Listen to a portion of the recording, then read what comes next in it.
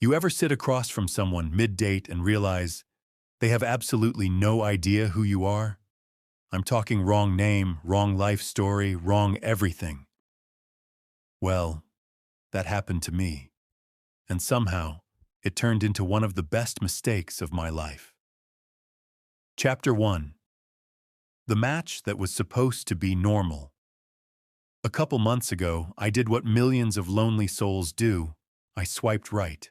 Her name was Lena, bright smile, eyes that looked like they'd caught the golden hour and refused to let it go. Our chats were fine, nothing wild, just the usual, favorite foods, random Netflix opinions, the occasional meme that may or may not have been funny. And then she says, "Hey, want to grab coffee this weekend?" Sure. Why not? Low pressure, a casual meetup. I even chose a spot I always go to for first dates, a cozy little cafe tucked between a bookstore and a plant shop. Warm light, jazz playing faintly in the background, the kind of place where the barista remembers your order but still pretends to ask. Chapter 2. The first weird sign she walks in. Big smile, quick hug. And before I can even say, "Hi," she drops this on me. "Wow, you look even better than your hiking pics." Hiking? I don't hike. I don't even own shoes suitable for hiking. My idea of outdoorsy is opening the window while gaming. I laugh it off. Ha ha ha ha, yeah. Maybe she's confusing me with another conversation, I think. No big deal. We sit, order our lattes, and she starts talking. But then, another curveball. "Your dog is so cute. What was his name again? Bentley?" Bentley? I have never owned a dog in my life. I'm more of a "I'll pet yours, but I'm not picking up after it" kind of guy. Chapter 3. The mystery deepens. At this point, I'm starting to feel like I've woken up in a parallel universe. She's telling me about when I lived in Colorado, except I've never been west of Kansas.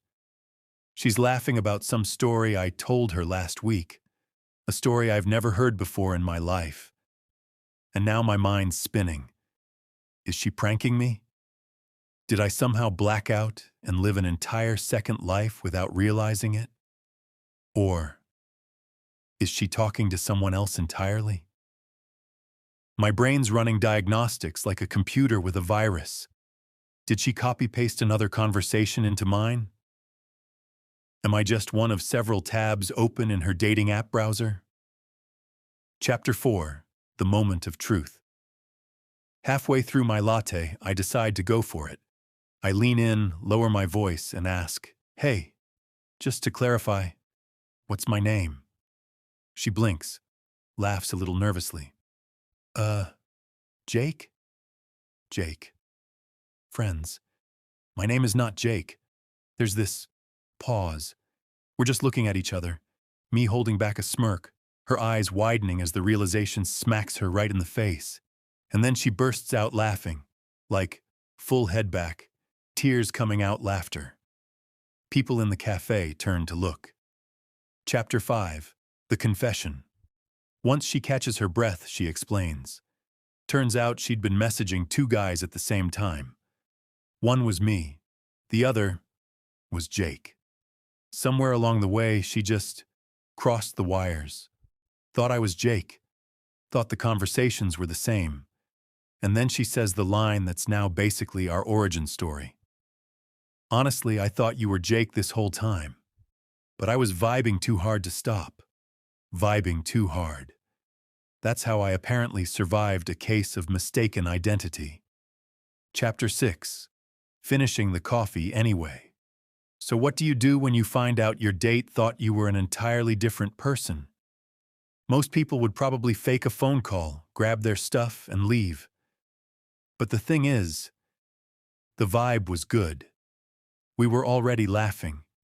She seemed genuinely embarrassed, but in a way that made her more real, less perfect first date. We stayed.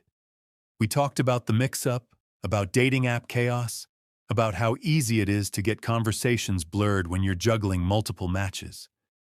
By the time the mugs were empty, the awkwardness had burned off, and it just felt easy. Chapter 7. The Payoff. That was months ago. We've been on countless dates since. She's met my friends, I've met hers. And here's the kicker.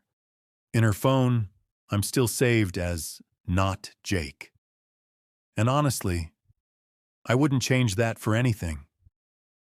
Sometimes the best things in life happen because of a mistake. She didn't get the guy she thought she was meeting, and I didn't expect to meet someone who could make me laugh that hard over something so ridiculous. It's messy. It's unexpected. But it's ours. If this story made you smile, hit that like button and subscribe for more real-life stories that prove truth is stranger than fiction. And tell me in the comments, what's the weirdest way you've ever met someone? I'll be reading them, and maybe, just maybe, I'll find another not Jake out there.